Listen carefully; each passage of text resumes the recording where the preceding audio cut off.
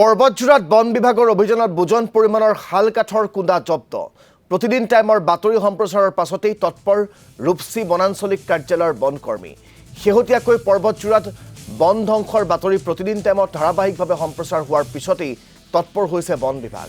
ৰূপসী খণ্ড বন বিষয়াৰ কাৰ্যালয়ৰ অন্তৰ্গত লালকুৰাৰ পৰা বন বিভাগৰ অভিযানত ৪০টাতকৈও অপৰিণত শাল কাঠৰ কুঁডা জব্দ হৈছে।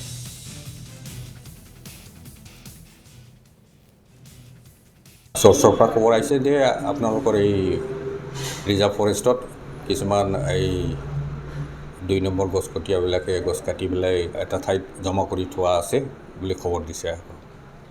তাৰপিছত সেই ভিত্তিতে আমি গৈ পেলাই তাত য'ত এই কাঠবিলাক কাটি পেলাই জমা কৰা আছে তাত গৈ পেলাই সেই কাঠৰ কুঁডাকেইটা আমি আমাৰ জিম্মাত লওঁ আৰু সেই বস্তুকেইটা আমাৰ ডিপাৰ্টমেণ্টৰ নিয়মমতে চিজ কৰি পেলাই তাৰপিছত ট্ৰেক্টৰত উঠাই পেলাই আমাৰ এই ৰেঞ্জ অফিচত আনোৱা হয়।